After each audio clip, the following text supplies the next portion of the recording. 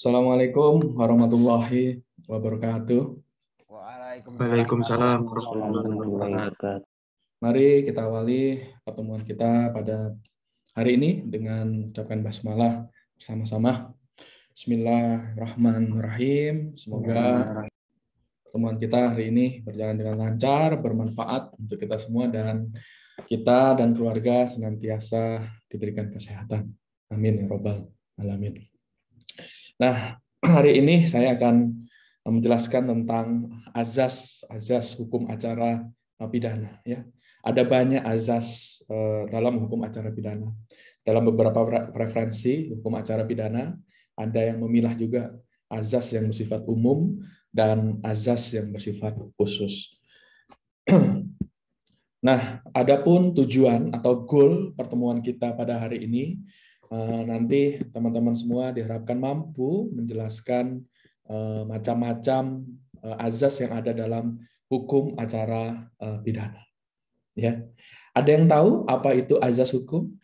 Mungkin yang masih mengingat pelajaran PIH-nya apa sih azas? Ada yang ingin membantu menjawab? Apa itu azas?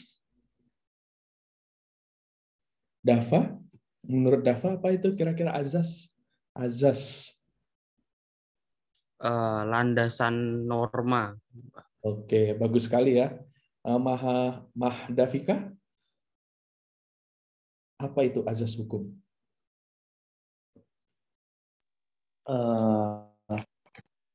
Mungkin untuk asas itu sebagai dasar ide pemikiran suatu norma hukum, lebih sama seperti Dawa tadi. Kalau Oke, misalnya dari hukumnya nanti ada pertentangan, nanti kembalinya ke asasnya. bagus sekali ya jawabannya. Jadi betul ya, azas itu prinsip dasar ya, prinsip hak dasar dalam pembentukan norma sebetulnya diambil dari azas tersebut. Nah, untuk mengetahui lebih lanjut apa itu azas hukum, saya akan coba mengambil dari pandangan beberapa ahli ya. Yang pertama kita lihat bagaimana pandangan Prof. Cip ya, Sabcipto Raharjo memandang apa itu azas hukum ya. Nah, menurut Prof. Sabcipto Raharjo ya, beliau guru besar Undip ya, begawan hukum progresif juga. Azas hukum itu adalah unsur yang penting dalam pokok dari peraturan hukum, unsur pokok yang penting kan, yang merupakan jantung. Jadi beliau mengatakan azas hukum itu ibarat jantung dari peraturan hukum, karena azas hukum merupakan landasan. Nah ini tadi ya, Mas Dava bilang landasan yang paling luas bagi lahirnya peraturan hukum. Maka ada azas-azas yang bersifat universal juga kan, seperti itu. Ya. Dan azas hukum ini menjadi jembatan ya antara peraturan-peraturan hukum dengan cita-cita sosial dan menjadi pandangan etis masyarakatnya. Ya, ini bagus sekali menurut pandangan dari Prof. Cip ya. Nah, harapannya melalui azas hukum, peraturan-peraturan berubah sifatnya menjadi bagian dari suatu tatanan etis. Nah, ini yang disampaikan oleh Prof. Sacipto Raharjo. Ya. Kemudian bagaimana pandangan para ahli yang lain, misalnya kita ambil dari Belfort dan Paul Scholten mengatakan Belfort azas hukum adalah norma dasar, sama norma dasar ya, yang dijabarkan dari hukum positif dan yang oleh ilmu hukum tidak dianggap berasal dari aturan-aturan yang lebih umum. Ya, jadi azas hukum umum merupakan pengendapan dari hukum positif. Paul Scholten mengatakan azas hukum adalah kecenderungan-kecenderungan yang disyaratkan oleh pandangan kesusilaan kita pada hukum yang merupakan sifat-sifat umum dengan keterbatasannya sebagai pembawaan hukum, tetapi tidak harus ada. Ya. Kemudian Elkema Holmes mengatakan azas hukum bukanlah norma-norma hukum konkret, tetapi landasan yang kuat dan paling luas bagi lahirnya peraturan hukum yang berlaku. Nah inilah menurut pandangan-pandangan dari para ahli berkenaan dengan apa itu azas hukum. Maka dapat kita simpulkan ya bahwa azas hukum merupakan aturan dasar dan prinsip-prinsip hukum yang abstrak yang pada umumnya melatar belakangi lahirnya peraturan konkret dan pelaksanaan hukum. Nah, inilah sebagai pembuka untuk kita mengetahui lebih lanjut apa itu azas-azas dalam hukum acara pidana. Dan ini harus saudara pahami betul berkenaan dengan azas-azas ini, karena nanti berkenaan bagaimana menegakkan hukum pidana itu tadi ya. Kemudian bagaimana nanti prakteknya seperti itu. Nah, tentunya harapannya teman-teman misalnya besok ada yang menjadi jaksa, ada yang menjadi hakim, ada yang menjadi mungkin mau jadi polisi, atau ada yang menjadi advokat misalnya, ya harus memahami betul prinsip hukum atau azas yang ada dalam hukum acara pidana. Nah, kita sekarang masuk kepada azas hukum acara pidana. Ya, oke. Setidaknya di sini saya menyebutkan ada 16 azas hukum acara pidana. Ya, walaupun dari berbagai literatur kalau kita baca misalnya dalam bukunya Hukum Acara Pidana Prof. Andi Hamzah, beliau membagi itu ada azas yang bersifat umum, ada azas yang bersifat khusus. Misalnya azas-azas yang bersifat umum itu misalnya seperti azas presumption of innocence, ini sifatnya universal ya. Kemudian ada azas equality before the law, ya. Kemudian ada azas legalitas dan seterusnya. Nah, yang pertama ada azas legalitas dan oportunitas. Nah, saudara harus bisa membedakan nanti ya, ada azas legalitas dalam konteks hukum pidana, ya. Ada juga azas legalitas dalam hukum acara perdata, acara pidana, ya. Yang mana azas legalitas dalam hukum acara pidana juga ada dua konteks, ya.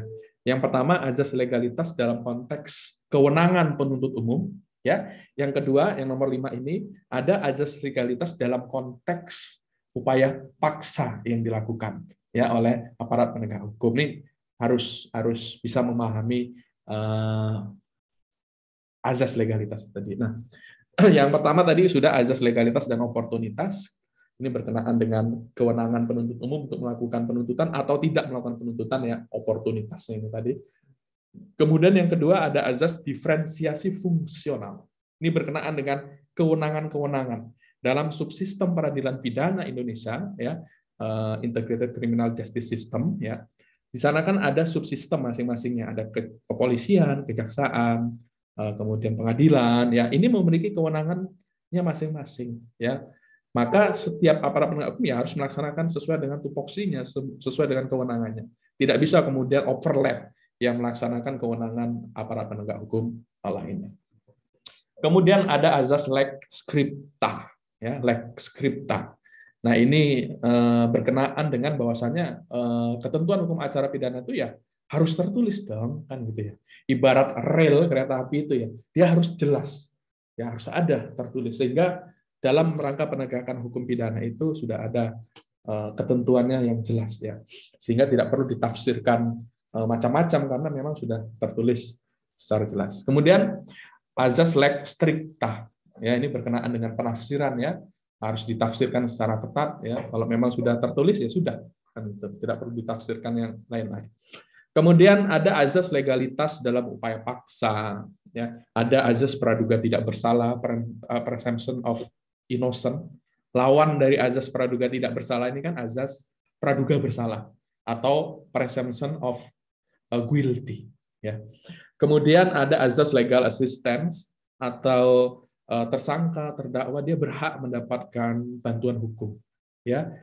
Dia berhak, bahkan juga hak ini nanti memunculkan kewajiban bagi aparat penegak hukum untuk menyiapkan, ya, penasihat hukum bagi tersangka atau terdakwa, ya. Kemudian ada azas equality before the law, ya. Ada azas persamaan di depan hukum. Kemudian ada azas Miranda Rules, ya, prinsip Miranda Rules. Ini dulu sumbernya ini dari kasus Miranda, ya. Nanti akan saya jelaskan lebih lanjut. Kemudian ada azas remedy and rehabilitation, ya, azas ganti rugi dan rehabilitasi bagi seseorang yang ditangkap, ditahan, diadili atau salah keliru tentang orang atau hukumnya, dia bisa mendapatkan ganti rugi dan rehabilitasi, ya. Kemudian ada azas akuisator dan azas inquisitor. ya. Kemudian ada azas keterbukaan, ada azas presentasi atau hadirnya terdakwa, ada azas pemeriksaan hakim yang langsung dan lisan, ada kemudian ini agak sedikit salah ketik ya, azas peradilan cepat, sederhana dan biaya ringan, bahkan juga azas bebas, jujur dan imparsial, tidak memihak, dan yang terakhir ada azas pengawasan. Nah, inilah kira-kira berkenaan dengan azas-azas dalam hukum acara pidana, ya. Nanti saudara bisa lebih lanjut membaca berbagai referensi, ada Prof. Andi Hamzah, ada Prof. Edi Haris, ada kemudian Yaya Harahap atau Prof. Lucy Muhammad dan lainnya. Ya. Oke, sekarang kita bahas satu persatu azas-azas yang dimaksud tersebut. Yang pertama azas legalitas dan oportunitas. Ya. Nah, azas legalitas yang pertama ini berkenaan dengan kewenangan penuntut umum ya. Jadi dalam konteks penuntut umum. Jadi menurut azas legalitas ini, ya, azas legalitas ini menghendaki kalau penuntut umum ini wajib menuntut semua perkara pidana ya yang terjadi tanpa memandang siapa dan bagaimana keadaan pelakunya ke muka sidang pengadilan. Ya, kita kenalkan kejaksaan penuntut umum ini kan selaku dominus litis. Ya, apa itu dominus litis? Ya, hak penuntut umum yang memonopoli ya kewenangan untuk melakukan penuntutan ya di pengadilan. Maka tidak ada lembaga lain ya kan dalam konteks perkara pidana yang melakukan penuntutan. Jadi proses penuntutan itu dilakukan oleh kejaksaan. Maka dikenal kemudian kejaksaan ini sebagai dominus litis. Ya, hak memonopoli untuk melakukan penuntutan dalam perkara pidana. Jadi semua perkara pidana harus dituntut menurut azas legalitas. Ya. Maka kemudian ya menurut azas legalitas ini semua harus dituntut ya, tetapi kalau menurut azas oportunitas ya masih ada ruang ya bagi penuntut umum ya. Jadi diberi menurut azas oportunitas ini penuntut umum diberikan kewenangan, diberikan ruang untuk menuntut atau tidak menuntut seseorang atau suatu badan yang telah melakukan tindak pidana demi kepentingan umum. Jadi masih diberikan ruang nih kejaksaan untuk tidak melakukan penuntutan demi kepentingan umum. Kewenangan itu dimiliki oleh Jaksa Agung Republik Indonesia. Ya, ini ditegaskan lagi nih azas oportunitas ini ditegaskan kembali dalam Undang-Undang 16 tahun 2004 tentang Kejaksaan RI pasal 35 huruf C. Jaksa Agung mempunyai tugas dan wewenang untuk mengesampingkan perkara demi kepentingan umum. Ya, jadi alasan perkara itu dikesampingkan itu bukan demi kepentingan hukum, bukan, tapi demi kepentingan umum. Beda dengan KUHAP. Ya, kalau KUHAP kan penuntut umum itu diberikan kewenangan untuk menghentikan penuntutan, mengeluarkan SKP 2, surat ketetapan penghentian penuntutan. Tapi alasannya bukan demi kepentingan umum. Tidak ada KUHAP menjelaskan demi kepentingan umum, tetapi demi kepentingan hukum. Misalnya ya dihentikan penuntutan. Ya, misalnya terjadi restoratif justice, ya misalnya ya dalam perjanjian diatur tentang itu bisa dihentikan penuntutan. Atau memang misalnya tidak ada alat bukti yang cukup lagi, misalnya, atau misalnya terdakwa, misalnya kasusnya kadaluarsa, misalnya daluarsa, kan dihentikan penuntutannya demi kepentingan hukum. Ya, bukan kepentingan umum. Pertanyaannya kan kemudian adalah apa parameter kepentingan umum dimaksud agar kejaksaan, Jaksa Agung bisa mengesampingkan perkara demi kepentingan umum. Ya, istilahnya deponering ya.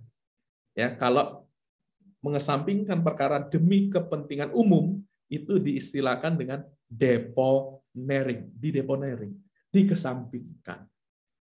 Ya, beda dengan dihentikan penuntutan demi kepentingan hukum ya, SKP 2 ya. Nah, apa kemudian parameter kepentingan umum yang dimaksud? Tentunya kepentingan umum ini dilihat dalam konteks yang lebih luas lagi manfaatnya bagi bangsa dan negara. Ya, kalau kita ambil istilahnya lebih banyak mudorotnya ini kalau perkara ini diteruskan bagi bangsa kita, bagi masyarakat kita secara luas, bagi negara kita.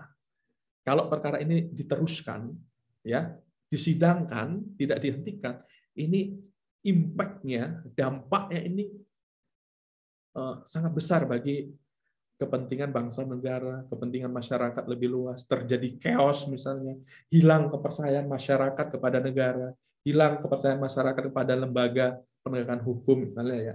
Nah, pernah terjadi tidak di Indonesia deponering ini? Ya, pernah jawabannya dalam kasus ya cicak dan buaya ya, cicak dan buaya jilid 1 dan jilid 2. Ya, saat itu yang jilid pertama ada mantan komisioner KPK yang ditetapkan sebagai tersangka. Ya, jilid pertama ini coba ada nggak di slide ini ya? Mudah-mudahan ada. Nah ini ya, misalnya jilid pertamanya ini apa? Sepertinya yang ini nih, jilid pertamanya yang Bibit S. Rianto dan Chandra M. Hamzah. Ya, kemudian jilid 2-nya Abraham Samad dengan Bambang Wijoyanto. Ya, mantan komisioner KPK ini masing-masing pernah ditetapkan sebagai tersangka. Berkasnya sudah dinyatakan lengkap oleh Kejaksaan P21 dan berkasnya dikirim oleh Polri tahap 2 ke Kejaksaan. Tapi kemudian oleh Kejaksaan perkara ini tidak dilimpahkan ke pengadilan.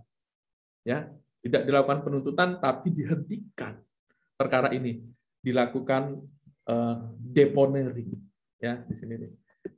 Deponering keteriannya demi kepentingan bangsa negara yang lebih luas. Maka kemudian jaksa menggunakan haknya ya, pelaksanaan azas oportunitas tadinya, dihentikan perkara tersebut demi kepentingan umum. Tetapi ya, di dalam Undang-Undang Kejaksaan disebutkan dalam menghentikan, mengesampingkan ya, bahasanya mengesampingkan ya. Dalam mengesampingkan perkara demi kepentingan umum tadi harus memperhatikan ya, setelah memperhatikan saran dan pendapat dari badan-badan kekuasaan negeri. Ya. Bahkan ketentuan mengenai deponering ini dalam Undang-Undang Kejaksaan pernah dilakukan uji material ke Mahkamah Konstitusi yang menurut Mahkamah justru disebutkan wajib. Ya, Jaksa Agung wajib memperhatikan saran dan pendapat dari badan-badan kekuasaan negara. Contohnya misalnya, ya menurut pendapatnya misalnya Komisi 3 DPR RI, kan Komisi 3 yang membidangi hukum dan HAM, ya, bagaimana menurut pandangan pendapatnya. Ya. Maka kemudian jaksa menghentikan, mengesampingkan ya bahasanya, saya tuh lebih tepatnya mengesampingkan perkara, ya, mengesampingkan perkara demi kepentingan umum. Ini pernah terjadi nih dalam kasus cicak dan buaya ya, jilid 1 dan jilid 2. Ini dihentikan oleh Jaksa Agung saat itu, HM Prasetyo pada masa kepemimpinan Abraham Samad dan Bambang Wijoyanto, dan masa Jaksa Agung Basri Arif ya, terhadap mantan pimpinan KPK Bibit S. Rianto dan Chandra M. Hamzah, yang pada saat itu pertimbangannya salah satunya ya perkara itu lumayan banyak mendapatkan perhatian publik yang luas ya, terjadi demo-demo, bahkan kemudian menimbulkan kekhawatiran ini dapat memperlemah semangat pemberantasan korupsi di Indonesia, yang memperlemah ya penegakan hukum terhadap tindak pidana korupsi. Nah, maka pertimbangannya itu ya, sehingga perkara itu dikesampingkan demi kepentingan umum atau di deponering. Nah, itu adalah pelaksanaan dari azas oportunitas. Kita lanjut. Nah, ini sudah saya jelaskan ini ya tadi, bahwasanya kejaksaan itu memiliki kewenangan melakukan penuntutan yang tidak dimiliki oleh lembaga lain, maka dia dikenal sebagai dominus litis. Ya, dia memonopoli itu hak untuk melakukan penuntutan sebagai penuntut umum di pengadilan. Ya. Dominus litis.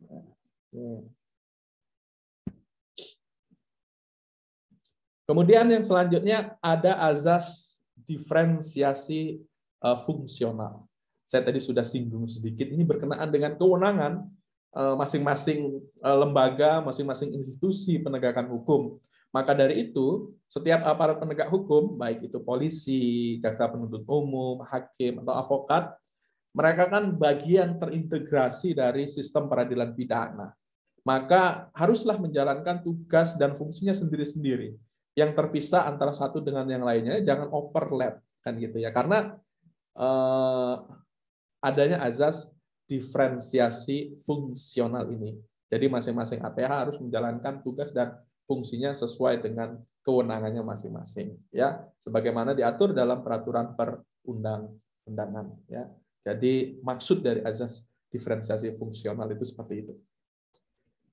Kemudian kita lanjut pada azas lex scripta, ya. Ini bisa saudara baca lebih lanjut nih dalam bukunya Prof. Edi Haris, Hukum Acara Pidana.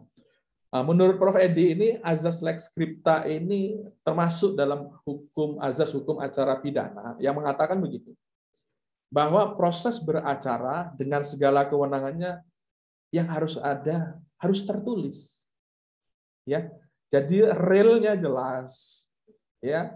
Aparat penegak hukum juga dalam menjalankan kewenangannya tunduk pada ketentuan-ketentuan hukum yang ada, ya, tunduk pada kewenangan yang ada yang sudah tertulis, ya, sehingga kalau kita ibaratkan tadi ya, lokomotif itu mau dijalankan, ibaratnya hukum pidana ini mau ditegakkan, dia kan harus berjalan di rel yang jelas, ya, sehingga dalam proses penegak hukumnya tidak terjadi abuse of power, ya, terjadi tindakan yang sewenang-wenang. Jadi ada azas lex scripta.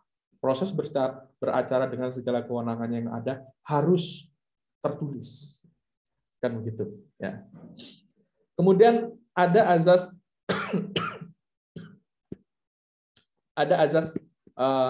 lex stricta. Kalau tadi kan azas lex scripta, kalau ini azas lex stricta, ya. Menurut azas ini bahwa aturan dalam hukum acara pidana harus ditafsirkan secara ketat, ya. Konsekuensinya adalah bahwa ketentuan dalam hukum acara pidana tidak dapat ditafsirkan selain dari apa yang tertulis. Ya, contohnya begini nih. Dalam praktek memang ada penyimpangan-penyimpangan yang kadang tidak sesuai dengan prinsip atau tidak sesuai dengan ketentuan yang sudah ada. Misalnya begini. Di dalam hukum acara pidana kan ada hak peninjauan kembali PK. Di sana jelas tertulis, ya, yang berhak mengajukan peninjauan kembali adalah terpidana dan atau keluarganya, ya, ahli waris. Di sana disebutkan yang berhak mereka, ya, terpidana ini haknya terpidana. Bahkan di dalam putusan Mahkamah Konstitusi disebutkan lagi, ya, ditegaskan bahwasanya yang berhak itu ya hanya terpidana dan keluarganya, sehingga pihak lain nggak memiliki hak, ya. Itulah tadi kaitannya dengan azas lex scripta tadi, yang tertulisnya kan yang terpidana dengan keluarga, sehingga yang lain tidak berhak. Yang lain maksudnya ya penuntut umum berarti kan tidak berhak. Tapi kemudian ditafsirkan berbeda oleh misalnya kejaksaan, loh, jaksa kan di situ tidak dilarang, kan gitu ya. Sehingga jaksa kan tidak dilarang, maka boleh-boleh aja dong. Bukan seperti itu maksudnya, ya. Kalau tadi kan lex scripta tadi kan kewenangan itu ya tertulis. Kalau tidak tertulis berarti dia tidak boleh dong, kan begitu ya. Dia tidak berhak. Yang berhak di sini terpidana dan keluarga, maka penuntut umum tidak berhak dong. Ya, jelas di situ tertulisnya seperti itu. Maka tidak boleh ditafsirkan kemudian digeserkan makna ini menjadi konteks penuntut umum tidak dilarang kok. Ya, atasan kami tidak melarang misalnya. Bahkan pernah juga ada putusan, ya, dalam sebelum ada Mahkamah Konstitusi, ya, sebelum ada putusan Mahkamah Konstitusi dalam kasus PK yang dilakukan oleh penuntut umum dalam kasus Muchtar Pakpahan, ya. Nah, ada 1 atau 2 putusan. Nah, ini kan bentuk-bentuk penyimpangan, ya, terhadap azas tadi, azas lex scripta, padahal sudah jelas di sana azas lex stricta. Kalau memang sudah jelas, ya sudah, tidak usah ditafsirkan yang lainnya. Maka itu praktek-praktek yang menurut saya itu menyimpang ya dari ketentuan hukum acara yang ada. Kemudian kita masuk lagi ke azas legalitas dalam upaya paksa. Ya, ini saya ambil dari referensi pembaruan hukum acara pidana dari Al Wisnu Broto dan G. Widyartana. Kalau tadi kan azas legalitas dalam konteks kewenangan penuntut umum dalam melakukan penuntutan ya. Saudara harus bedakan. Sekarang ini berarti azas legalitas dalam konteks melakukan upaya paksa. Ya. Maksudnya apa azas legalitas dalam melakukan upaya paksa? Jadi begini, pada prinsipnya aparat penegak hukum, khususnya Polri ya, atau yang bertindak sebagai penyidik atau penyelidik, ya. Dalam konteks melakukan upaya paksa, misalnya penangkapan, harus didasarkan kepada ketentuan peraturan perundang-undangan. Ya. Harus berdasarkan prinsip due process of law. Ya. Nah, di sini kan disebutkan, azas ini menghendaki bahwa dalam melakukan upaya paksa, penangkapan, penahanan, penggeledahan, dan penyitaan harus dilakukan berdasarkan perintah tertulis oleh jabatan yang diberikan wewenang oleh undang-undang. Dan hanya dalam hal dan dengan cara sebagaimana yang diatur oleh undang-undang. Artinya apa?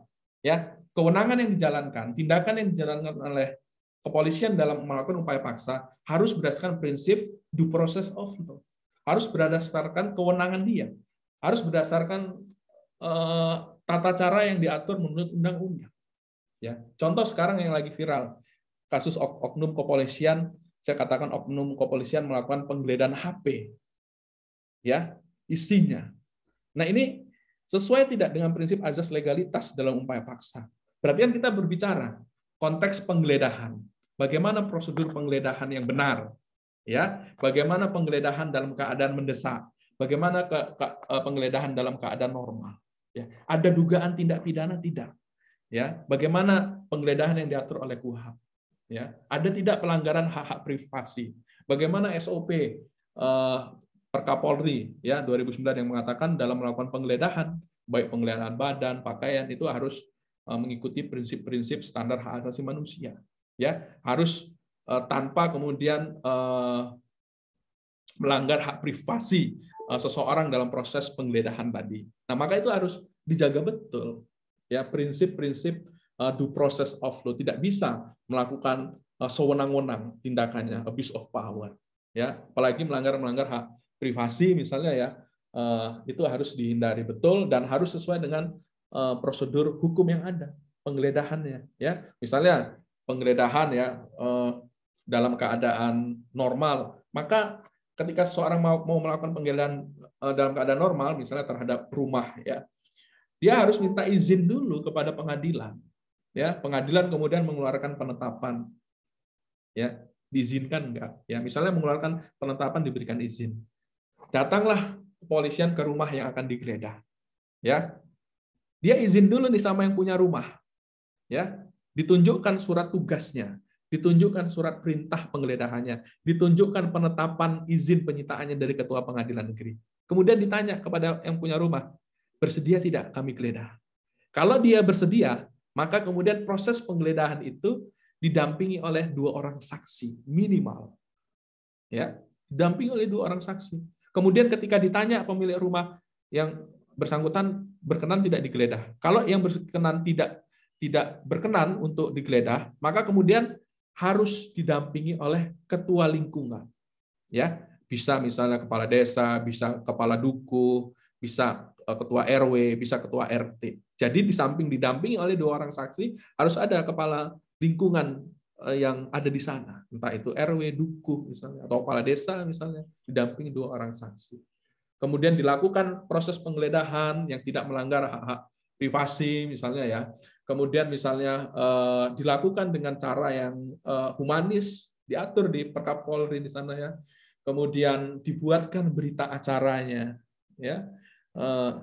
Penggeledahan itu, mengucapkan terima kasih setelah penggeledahan, mohon maaf sebelumnya akan melakukan penggeledahan dan seterusnya. Ini kan cara-cara ya yang harus dikedepankan dalam proses-proses upaya paksa sehingga tindakan yang dilakukan itu tidak melanggar hak asasi manusia, tidak melanggar apa. Jadi gini, jadi tetap melindungilah harkat dan martabat manusia itu tadi. Nah, ini contoh dari pelaksanaan azas legalitas dalam upaya paksa, bahwa dalam melakukan upaya paksa harus mengedepankan prinsip due process of law. Semuanya harus by law, semuanya harus didasarkan pada ketentuan hukum, aturan mainnya seperti apa, tidak boleh sewenang-wenang. Ini maksud dari azas legalitas. Semoga teman-teman memahaminya. Kemudian ada azas presumption of innocent, ya, atau azas praduga tidak bersalah. Di sini saya kasih ilustrasi kucing, ya. Sumpah saya tak ambil pun ikan ke dapur tuh, ya. Ini lucu. Ya, jadi begini, azas presumption of innocent ini kan sifatnya universal, ya. Tidak hanya diatur di dalam KUHP, tidak hanya diatur dalam ketentuan Undang-Undang 48 tahun 2009 tentang kekuasaan kehakiman, bahkan juga diatur secara universal melalui Declaration of Human Rights, atau misalnya International Covenant ICCPR, ya, Civil and Political Right, ya, ICCPR. Di sana juga diatur bahwasannya setiap orang yang disangka, yang ditangkap, yang ditahan, dituntut, atau dihadapkan di depan pengadilan wajib dianggap tidak bersalah sebelum ada putusan pengadilan yang menyatakan kesalahan dan telah memperoleh kekuatan hukum tetap. Sehingga yang bisa menyatakan seseorang itu bersalah ya hakim, berdasarkan putusannya yang telah berkekuatan hukum tetap. Ya. Tentunya ada maksud besar, ada tujuan kenapa azas ini harus ada, ya, kenapa ada azas praduga tidak bersalah. Tentunya perlindungannya yang fundamental itu kan perlindungan terhadap hak asasi manusia, perlindungan terhadap harkat dan martabat manusia, sehingga tidak ada eigenrecht, main hakim sendiri, ya. Seseorang yang ditahan oleh penyidik belum tentu dia bersalah, sehingga kemudian tidak boleh dong yang bersangkutan kemudian ditetapkan sebagai tersangka, ditahan, di dalam tahanan dia dihajar, ya, kata saja dianiaya, entah oleh oknum aparatnya atau bahkan oknum sesama tahanan di sana, yang seperti terjadi akhir-akhir ini, ya, tahanan dihajar oleh tahanan juga, ya, bahkan seorang oknum jenderal, ya. Ini diduga, ya, diduga misalnya di mukanya iniin kotoran, ya, manusia, kemudian ada bekas-bekas luka lebam. Maka tindakan-tindakan ini kan sebetulnya main hakim sendiri, harusnya menjunjung tinggi azas praduga tidak bersalah, ya. Nah, ini kira-kira yang dimaksud dari azas praduga tidak bersalah, ya. Azas praduga tidak bersalah ini bentuk perlindungan yang paling fundamental terhadap hak asasi manusia. Nah, ini sudah saya sampaikan tadi, diatur juga dalam Universal Declaration of Human Rights, ya, dan International Covenant on Civil and Political Rights atau ICCPR.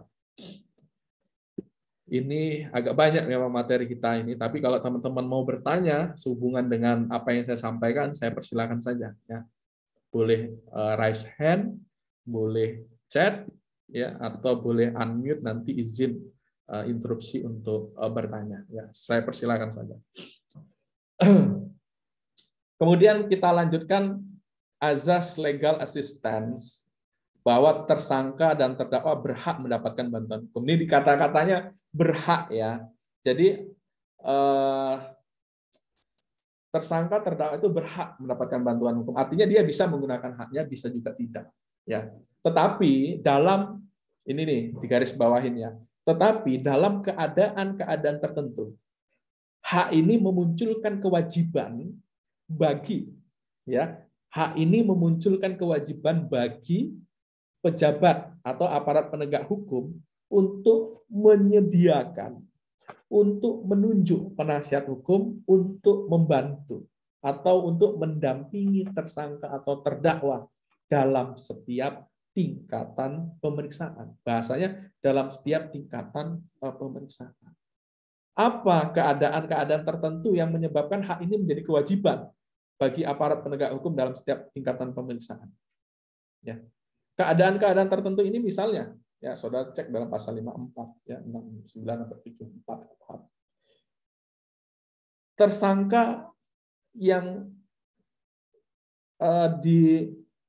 disangkakan atas dugaan tindak pidana yang ancaman pidananya misalnya hukuman mati, ya, atau ancaman pidananya 15 tahun, ya, atau di atas 15 tahun yang dia tidak mampu untuk memiliki penasihat hukum. Nah, ini keadaan-keadaan yang menyebabkan hak tadi menjadi kewajiban untuk menyediakan penasihat hukum secara cuma-cuma. Ya. Dan kalau kewajiban ini tidak dilaksanakan oleh aparat penegak hukum, misalnya di kepolisian, ya, ini tersangka kasus misalnya seperti kasus ini kasus pembunuhan racun sate itu, ya, yang salah dia, ya, itu kan ancaman pidananya kalau misalnya disangkakan 340, ya, maka kan ancaman pidananya kan mati.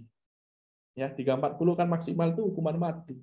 Misalnya saja yang bersangkutan dalam proses di kepolisian, ya, dia tidak didampingi oleh penasihat hukum, dia tidak menunjuk penasihat hukum satupun, maka penyidik kepolisian wajib menyediakan. Kapan kewajiban itu dilaksanakan? Sebelum yang bersangkutan diperiksa di BAP. Ya. Jadi proses pemeriksaan BAP kepolisian, saya tanya jawab, ya, namanya siapa, kapan melakukan, kapan ini. Nah, sebelum di BAP itu harus sudah ada penasihat hukum di samping. Ya, karena nanti ada pertanyaan itu. Biasanya kalau pertanyaan nomor 1, apakah saudara sehat? Ya, siap untuk diperiksa hari ini. Pertanyaan kedua baru ditanya itu, apakah dalam pemeriksaan ini saudara didampingi oleh penasihat hukum? Ya, kalau ternyata, ya, itu tidak disiapkan oleh penyidik, ini bisa menyebabkan BAP-nya itu batal demi hukum, ya, karena dia tidak melaksanakan kewajiban tadi. Maka itu harus diperhatikan.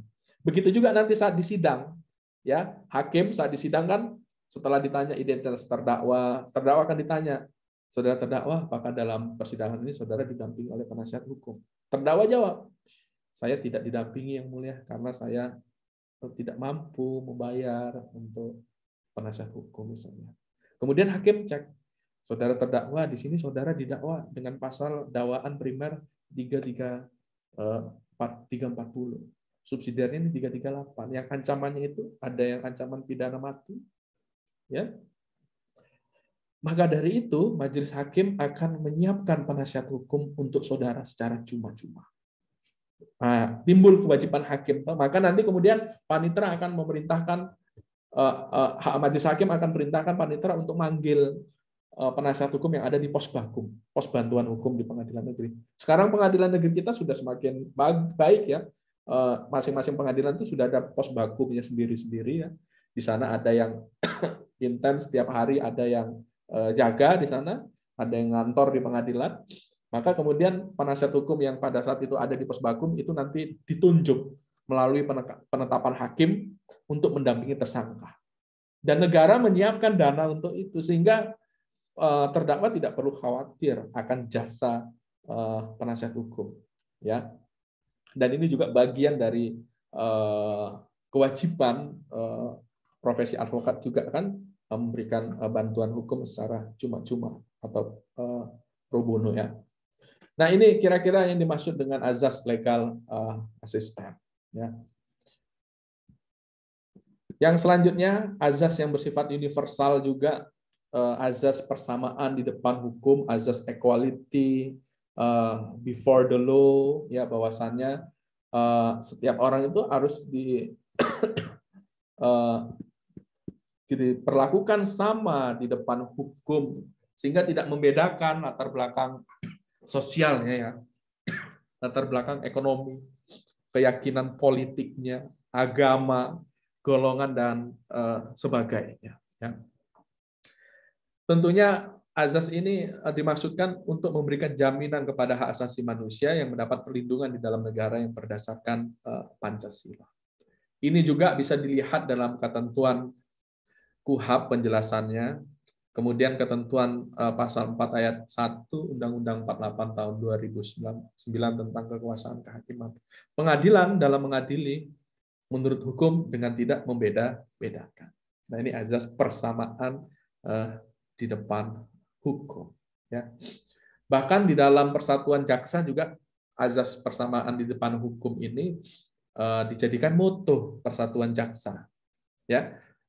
Tapi diambil dengan menggunakan bahasa Sanskerta. Tanahana Dharma Manrua. Tanahana Dharma Manrua itu ya artinya sama dengan setiap orang harus diperlakukan sama di depan hukum atau equality before the law. Saya periksa dulu chat, siapa tahu ada yang bertanya. Oke, belum ada. Oke, kita lanjutkan. Ada kemudian azas Miranda Rules. Ini kalau kita baca di bukunya Prof. Edi Haris, dia menyebutkan ini juga bagian dari azas hukum acara pidana, azas Miranda Rules. Ya.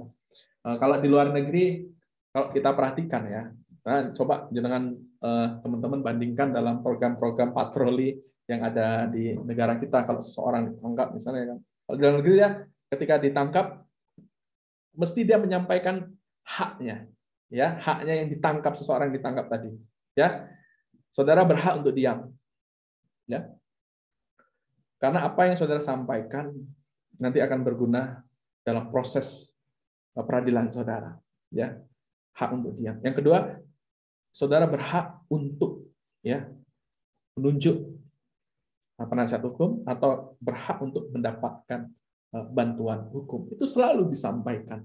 Nah, itu prinsip Miranda Rules, ya. Sehingga dia berhak untuk diam, berhak untuk mendapatkan bantuan hukum, ya.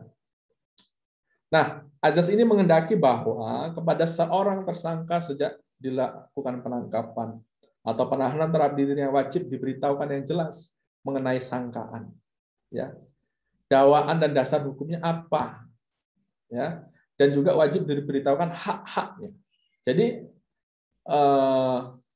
APH khususnya misalnya kepolisian dalam melakukan penangkapan ya harus diberitahukan hak-haknya seseorang yang ditangkap tadi, ya. Berhak menghubungi penasihat hukum, berhak untuk meminta bantuan hukum. Ya, ini maksud dari azas prinsip Miranda Rules, ya. Kalau kita baca sejarahnya itu kan dari kasus Miranda, ya. Oke, nanti lebih jelas ada pembahasan tentang ini. Mudah-mudahan nanti bisa saya sampaikan lebih jelas. Kita lanjut ke azas remedy and rehabilitation atau prinsip ganti rugi dan rehabilitasi atau azas ganti rugi dan rehabilitasi. Ini pernah saya singgung ya dalam beberapa pertemuan yang lalu berkenaan dengan misalnya seseorang yang ditangkap, ditahan, atau diadili, keliru mengadili, atau keliru menangkap ya terkait dengan orangnya, atau terjadi peradilan sesat, maka orang yang dirugikan tadi, korban salah tangkap, korban peradilan sesat, ya, itu bisa menuntut ganti rugi dan rehabilitasi. Ya, negara harus membayar ganti rugi, memberikan kompensasi kepada korban tadi, korban salah tangkap, korban peradilan sesat tadi. Tapi mekanismenya tidak mudah, harus mengajukan pra-peradilan. Ya, kemudian nilai ganti ruginya juga terbatas sebagaimana diatur dalam putusan presiden perubahannya tentang pelaksanaan Kitab Undang-Undang Hukum Acara Pidana. Di sana diatur besaran ganti rugi yang bisa dilakukan, yang bisa dibayarkan oleh negara, ya. Kemudian rehabilitasi juga. Rehabilitasi dalam konteks ini ya diktum dalam amar putusan yang menyatakan memulihkan, kalau pra-peradilan berarti memulihkan nama baik pemohon dalam kemampuan, kedudukan, harkat, keselamatan. Tapi kalau dalam putusan-putusan yang membebaskan terdakwa, frisprach, atau melepaskan terdakwa dari segala tuntutan atau ontslag van rechtvervolging, maka kemudian dipulihkan juga dalam diktum amar putusan tersebut, memulihkan nama baik terdakwa dalam kemampuan, kedudukan, harkat, serta martabatnya. Nah, ini yang dimaksud dengan azas ganti rugi atau remedi dan rehabilitasi. Yang selanjutnya ada azas akuisitor dan azas inquisitor. Ya, menurut azas akuisitor, ya, bahwa seorang terdakwa yang diperiksa dalam sidang pengadilan bukan lagi sebagai objek pemeriksaan, tapi dia sebagai subjek. Dia memiliki hak yang seimbang, yang sama dengan penuntut umum dalam proses persidangan. Kenapa saya katakan memiliki hak yang sama dan seimbang? Karena terdakwa juga berhak mengajukan saksi, berhak mengajukan ahli atau alat bukti yang lainnya. Ya, maka di sini disebutkan, ya, terdakwa bebas untuk bertanya kepada saksi, bebas untuk bertanya kepada ahli sepanjang tidak bertentangan dengan hukum dan pembelaan dirinya. Ya, bahkan di dalam proses persidangan juga terdakwa berhak didampingi oleh penasihat hukum. Bahkan hak ini bisa menjadi kewajiban bagi pengadilan untuk menyediakan penasihat hukum bagi terdakwa dalam hal keadaan tadi, ya, misalnya dakwaannya ancaman pidananya hukuman mati 15 tahun atau di atas 15 atau di atas 5 tahun, dan yang bersangkutan tidak mampu untuk didampingi oleh penasihat hukum, maka menjadi kewajiban. Termasuk di dalam persidangan menurut azas ini indikator selanjutnya adalah terdakwa dapat mencabut pengakuannya. Ya, jadi kan sebelum dia jadi terdakwa kan dia jadi tersangka, dia diperiksa kan di polisian, dia mengatakan A, B, C, D. Nah, di persidangan dia bisa mencabut keterangan ABC-nya tadi. Ya, bisa disampaikan ke hakim, ya.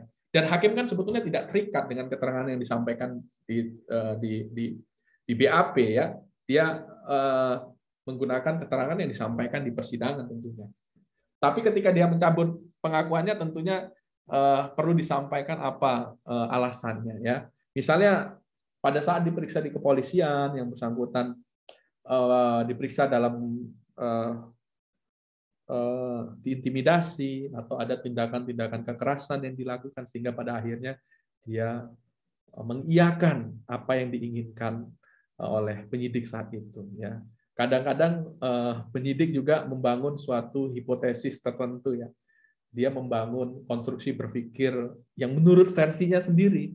Dia tidak mau menerima fakta yang berbeda dari yang diperiksanya. Padahal fakta sungguhnya seperti itu. Kadang-kadang begitu, ya, pola berpikirnya, ya.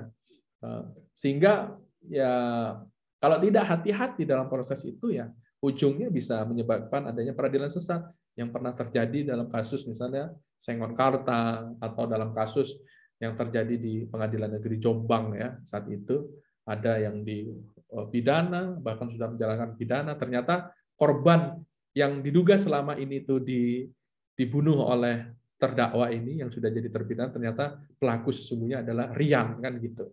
Nah, ini kan korban jadi pengadilan sesat. Kenapa mereka yang yang diduga? Gara-gara sebelumnya mungkin antara korban dan pelaku ini sebelumnya ada permasalahan, kan gitu kan.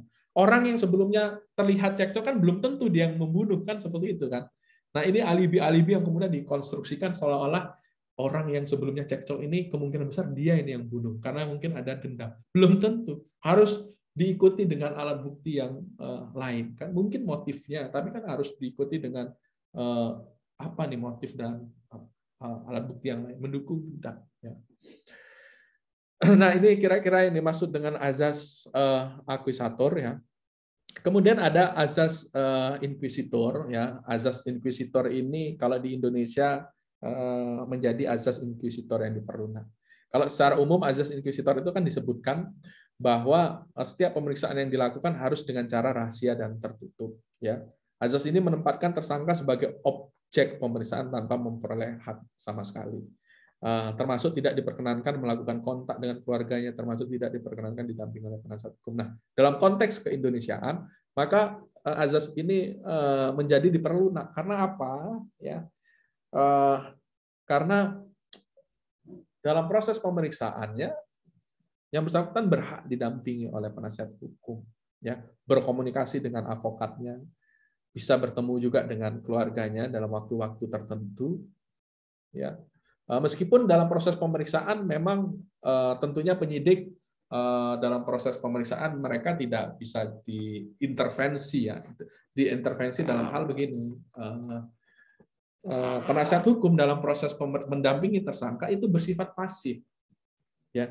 Kita hanya mendampingi di sana, ya. Kita hanya diam saja, ya.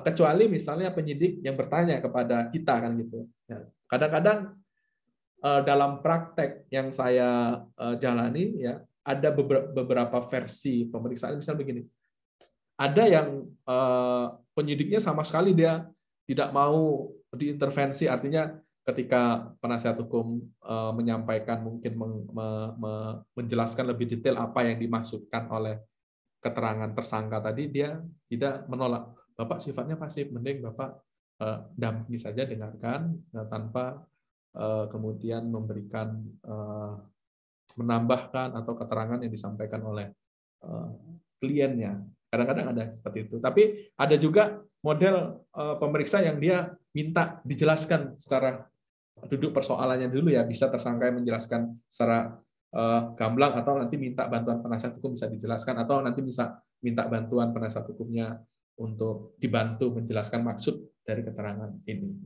Kita lihat, ya, masing-masing penyidik punya karakter yang berbeda-beda. Ya, saya selalu memperhatikan dulu misalnya karakter penyidiknya ini seperti apa. Ya, kita juga tidak boleh kemudian terlalu mengintervensi pemeriksaannya, karena memang itu kewenangannya. Kita bersifat pasif.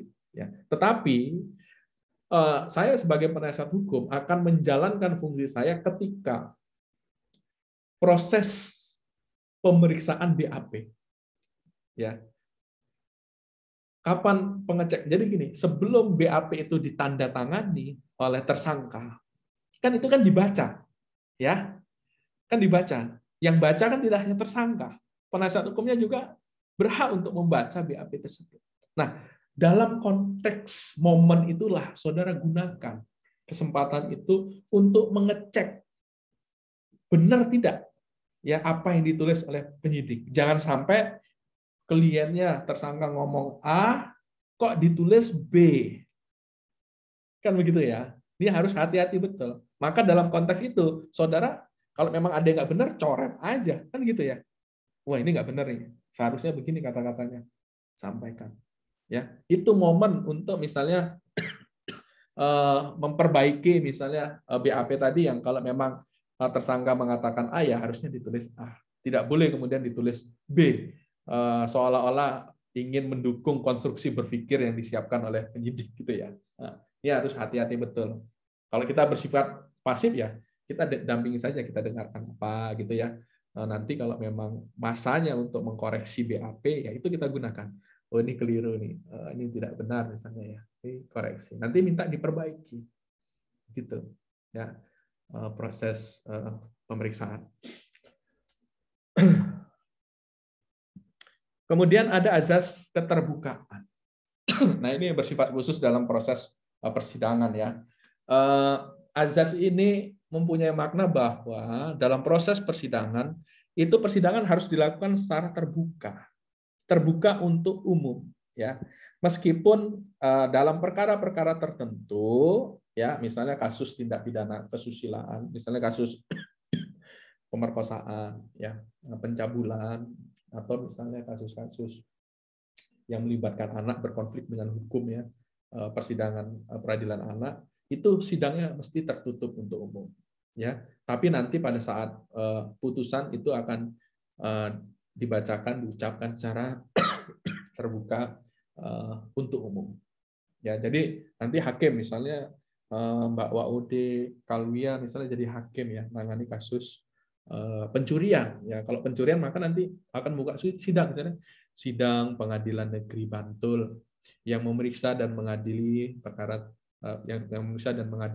pidana atas diri terdakwa Samsul misalnya ya, dalam register perkara nomor 158-B/2021/PN Bantul BTL. Dengan ini dinyatakan dibuka dan terbuka untuk umum. Nah, terbuka untuk umum, semua bisa nonton. Ya, yang nonton di ruang persidangan. Ya. Tetapi kalau misalnya perkaranya asusila, ya, atau perkara anak, maka nanti dinyatakan dibuka dan tertutup untuk umum. Jadi sidang tutup, ya. Ya pengunjung ya mohon maaf harus keluar terlebih dahulu. Ya, gitu ya. Tetapi ya dalam kasus-kasus tertentu, ya, meskipun kasusnya bukan kesusilaan atau perkara anak, tetapi sepanjang konten keterangan saksi itu mengandung unsur kesusilaan, misalnya kasus pembunuhan, ya, misalnya kasus pembunuhan, ternyata kasus pembunuhan itu terjadi sebelumnya ada hubungan-hubungan kesusilaan yang terjadi, ya, hubungan yang tidak seharusnya terjadi. Maka untuk keterangan-keterangan yang sifatnya kesusilaan bisa saja untuk momen tersebut sidang dilakukan secara tertutup. Pernah terjadi? Pernah. Misalnya dalam kasus dahulu ya, kasus yang melibatkan mantan pimpinan KPK Antasari Azhar ya, saat itu kasusnya perkara pembunuhan ya terhadap korban Nazarudin. Nah, dalam pemeriksaan di persidangan ada salah satu saksi kunci. Ya, saat itu bernama, seingat saya Rani mungkin ya. Saksi itu saksi perempuan yang mana konten keterangannya, ya saya bicara konten keterangannya itu berbau kesusilaan. Ya. Yang mana kalau diungkapkan ya nanti akan terungkap itu ya bagaimana hubungan-hubungan yang terjadi. Maka karena konten keterangannya mengandung kesusilaan, tetapi kasusnya bukan kasus kesusilaan, maka hakim bisa saja kemudian melakukan pemeriksaan terhadap khusus saksi tersebut secara tertutup, ya, atas inisiatif hakim, majelis hakim, atau bisa juga nanti permintaan dari penuntut umum atau penasihat hukum dan disetujui oleh majelis hakim sepanjang alasannya ada, misalnya mengandung konten yang mengandung kesusilaan. Nah, ini yang dimaksud dengan azas sidang terbuka untuk umum, ya. Dan ada akibat hukumnya kalau ternyata hakim tidak menjalankan prinsip ini, bisa jadi nanti putusannya menjadi batal demi hukum. Ya. Nah ini ya tidak dipenuhi ketentuan tersebut ya mengakibatkan putusan demi hukum. Ya artinya persidangan ya harus diulang, diperiksa ulang kan gitu. Oke, nah ini azas keterbukaan. Kemudian ada azas presentasi atau hadirnya terdakwa. Jadi pelaksanaan persidangan di pengadilan yang memeriksa dan mengadili perkara pidana dengan menghadirkan terdakwa. Jadi terdakwa harus dihadirkan. Ya, tetapi ada juga dalam konteks tertentu, kasus tertentu dan tindak pidana tertentu yang diatur oleh undang-undang di luar KUHP, ya bisa dilaksanakan persidangan secara in absentia. Tapi tidak semua perkara pidana bisa. Ya, nah dalam konteks kekinian sekarang, ya kehadiran terdakwa itu tidak hanya dilihat secara fisik hadir gitu ya, tapi bisa juga dilakukan secara virtual, ya berdasarkan peraturan Mahkamah Agung berkenaan dengan persidangan perkara pidana secara elektronik. Ya karena pandemi untuk meminimalisir terjadinya penyebaran COVID-19, maka Mahkamah Agung mengeluarkan perma dalam rangka pelaksanaan persidangan perkara pidana secara elektronik. Tetapi kemudian tidak semua juga dan tidak semua agenda persidangan itu dilakukan secara virtual. Ya, sepanjang majelis hakim menyetujui, persidangan bisa dilakukan secara langsung, khususnya ya dalam tahap pembuktian. Ya, kalau saya itu sidang pembuktian tuh nggak mantap kalau secara elektronik gitu ya. Kalau baca masih oke lah kan gitu ya. Tapi kalau sudah masuk kepada ranah pembuktian sebaiknya langsung. Ya, langsung agar lebih detail agar tidak terganggu juga, misalnya dalam proses pembuktian nanti suaranya bocor, misalnya ada kadang persidangan online itu mengurangi marwah, ya bahasa saya, mengurangi marwah hikmatnya suatu persidangan, ya kurang girohnya gitu ya. Maka dalam tahap pembuktian memang sebaiknya dilakukan secara langsung. Nah, ini yang dimaksud dengan azas presentasi hadirnya terdakwa. Saya silakan kalau ada yang mau bertanya, tapi kalau tidak ya saya lanjutkan. Kemudian ada azas pemeriksaan hakim yang langsung dan lisan. Artinya, azas ini menghendaki agar pemeriksaan yang dilakukan itu harus menghadapkan terdakwa di depan sidang pengadilan, termasuk pula menghadapkan seluruh saksi-saksi yang ditunjuk. Ini yang diatur oleh KUHAP juga, ya. Jadi ketua sidang memerintahkan supaya terdakwa dipanggil masuk, dan jika terdakwa ditahan, ia harus dihadapkan dalam keadaan bebas. Artinya dia nggak boleh diborgol, ya, harus dilepas borgolnya. Kalau dia pakai rompi, dilepas rompinya itu juga boleh. Ya, dia harus dalam keadaan bebas. Nah, ini yang dimaksud pemeriksaan hakim secara langsung dan lisan. Ya. Hakim juga bertanya langsung kepada saksi, kepada terdakwa, kepada ahlinya. Nah, ini kira-kira yang dimaksud azas pemeriksaan langsung dan lisan.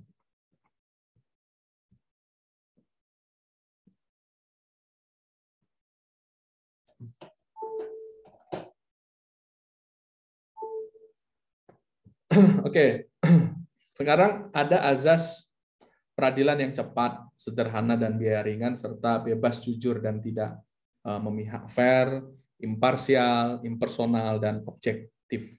Ya, artinya peradilan cepat itu dimaknai dengan kata segera, ya.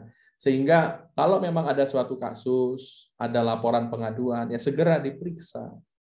Ya, kalau memang ada seseorang yang ditangkap, ya karena batas waktu penangkapan kan 1x24 jam, ya segera diperiksa yang ditangkap itu. Jangan kemudian ditunggu, ya lama, ya tidak diperiksa juga, ya. Sehingga di dalam KUHAP itu kan ada batasan-batasan yang ditentukan.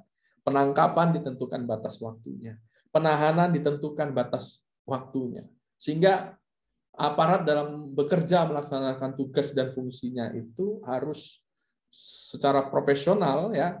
Kalau memang perkara itu bisa disegerakan, ya segerakan saja, ya. Jangan kemudian kalau bisa diperlama, ngapain dipercepat, misalnya. Ini kan pola pikir yang salah, ya. Maka kadang saya juga kalau misalnya kliennya sudah ditetapkan sebagai tersangka, tidak mungkin juga untuk dihentikan, ya. Kadang saya bersurat juga, desakan untuk segera melimpahkan berkas ini ke kejaksaan. Begitu juga kejaksaan bisa disurati desakan untuk segera melimpahkan perkara itu ke pengadilan agar segera disidang. Jadi kita berproses di persidangan untuk membuktikan apakah benar tidak yang didakwakan kepada terdakwa. Ya, jadi makna cepat itu ya segera diperiksa, segera diadili, segera dilimpahkan perkaranya ke pengadilan. Ini maknanya. Kemudian sederhana agar dalam penyelenggaraan peradilan dilakukan secara simpel, singkat, dan tidak berbelit-belit. Pemeriksaan dan penyelesaian perkara dilakukan secara efisien dan efektif. Nah, sekarang kan masing-masing institusi Polri berupaya, ya, institusi Polri, institusi kejaksaan berupaya agar penyelesaian perkara pidana itu bisa melalui pendekatan restoratif justice atau keadilan restorasi, di mana diupayakan pihak pelapor atau pengadu dengan pihak terlapor atau teradu itu bisa dilakukan pertemuan, dilakukan mediasi, sehingga diharapkan nantinya ada penyelesaian secara konsensual, ya, antara pihak yang dirugikan dengan pihak yang merugikan, ya, sehingga nanti ada kesepakatan, kemudian sepakat untuk mencabut pengaduan atau mencabut laporan, tidak akan saling menuntut di kemudian hari, terjalin hubungan yang harmonis kembali, ya.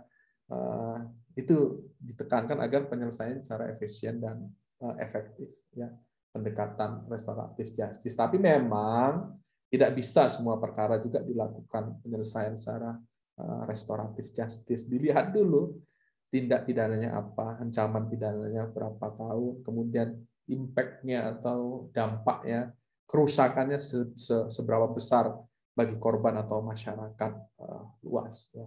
Ini lihat itu. Kemudian biaya ringan penyelenggaraan peradilan ditekan sedemikian rupa agar terjangkau bagi pencari keadilan. Termasuk juga azas bebas, jujur, dan pihak tidak memihak. Ya artinya dalam konteks misalnya penyidikan, ya penyidik harus profesional betul. Meskipun yang terlapornya itu adalah rekannya dia. Misalnya sebagai contoh ini lagi rame ini kan kasus dugaan tindak pidana asusila ya, pemerkosaan terhadap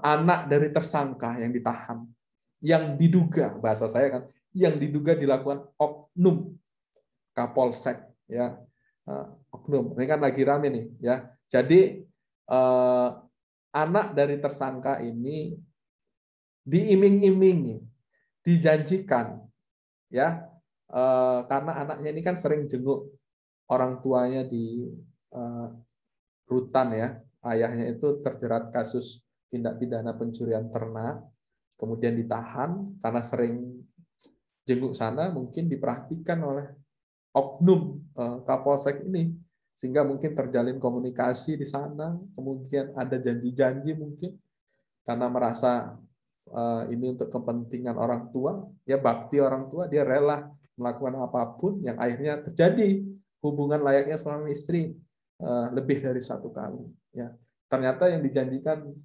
tidak terjadi, ya, dibebaskan ayahnya, maka berujung permasalahan. Nah, ketika polisi dihadapkan dengan yang terlalunya polisi, maka yang bersangkutan penyidik harus profesional, ya, tidak memihak. Dia berdiri di atas realnya kan, berdiri di atas hukumnya. Ya profesional saja. Kalau memang ada pengaduan seperti itu, ya diperiksa yang bersangkutan, teradunya juga diperiksa menurut hukumnya seperti apa. Kalau memang memenuhi alat buktinya, ya tetapkan sebagai tersangka. Ya kalau memang ada alat terpenuhi alasan subjektif maupun objektifnya untuk dilakukan penahanan, ya ditahan. Jadi tidak memihak, harus bebas jujur seperti itu. Termasuk juga hakim dalam menjatuhkan putusan. Ya, hakim kan dalam menjatuhkan putusan dia bebas. Bebas artinya dia mandiri. Ya, dalam menjatuhkan putusan dia tidak terikat dengan ketua majelis, tidak terikat dengan hakim, tidak terikat dengan ketua pengadilan negeri, karena pertanggungjawabannya kan secara individu. Ya, dia dalam memutus perkara itu tentunya dianalisa menurut hukumnya seperti apa, menurut keyakinannya bagaimana. Karena dia memutus berdasarkan ketuhanan yang Maha Esa. Ya pertanggungjawabannya, dia harus mengemban itu. Maka ya dia bebas hakim itu untuk memutus. Kalau memang menurut dia terbukti, ya dia harus berkata ini terbukti meskipun teman-temannya memutus bebas. Begitu juga sebaliknya. Misalnya yang lain menurut ketua majelis bebas, menghukum, hakim lain menghukum. Kalau menurut hakim yang satunya keyakinannya ini tidak terbukti unsurnya, ya disampaikan. Karena ada nanti kan dissenting opinion. Ya pertanggungjawabannya dalam bentuk dissenting opinion disampaikan. Legal rationalnya, reasoningnya apa dia membebaskan terdakwa.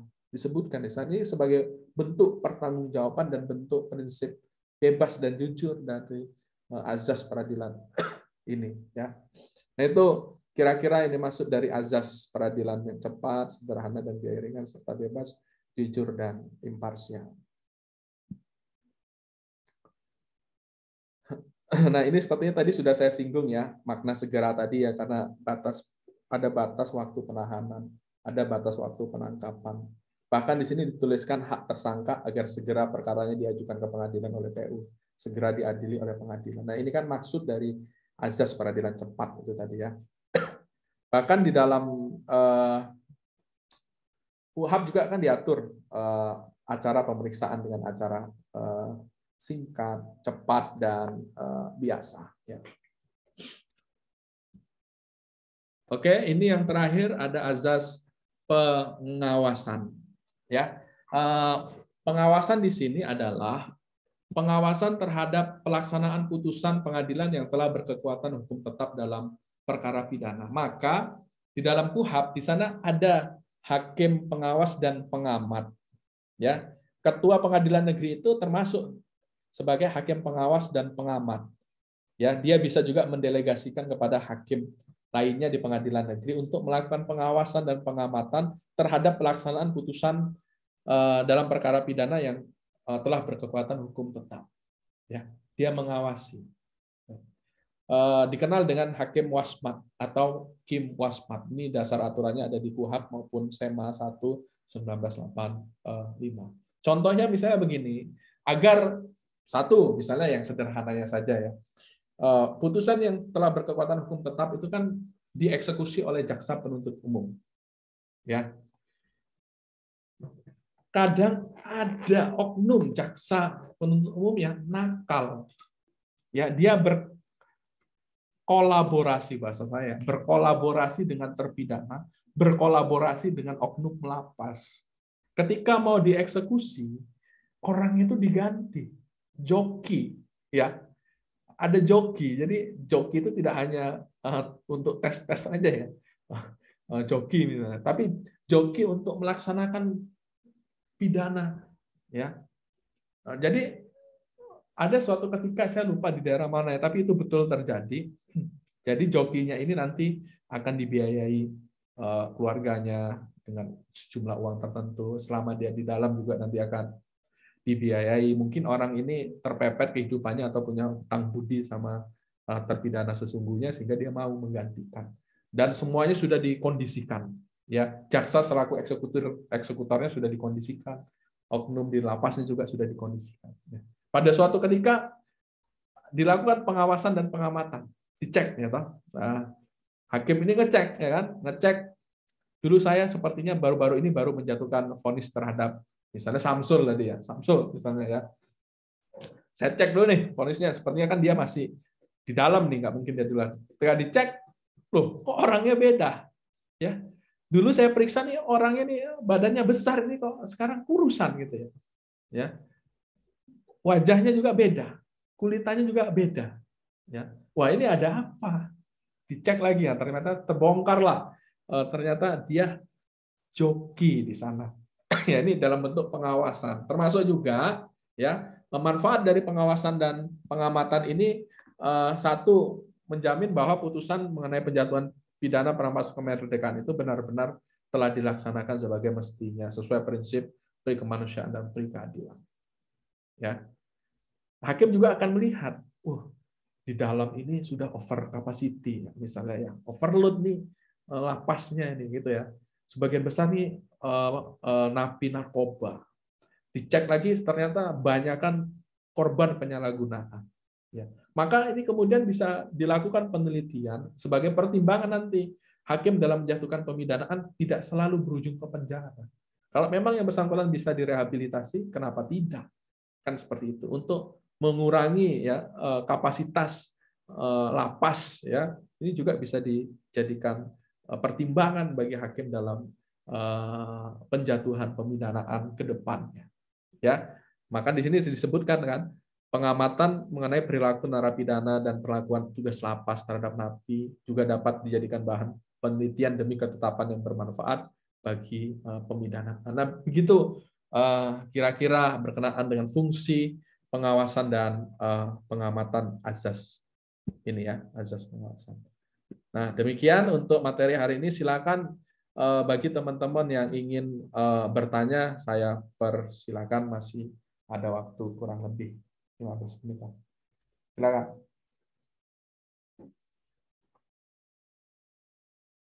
Sambil saya menyiapkan Google UI Gateway-nya ya. Silakan kalau ada yang mau bertanya boleh chat, boleh raise hand.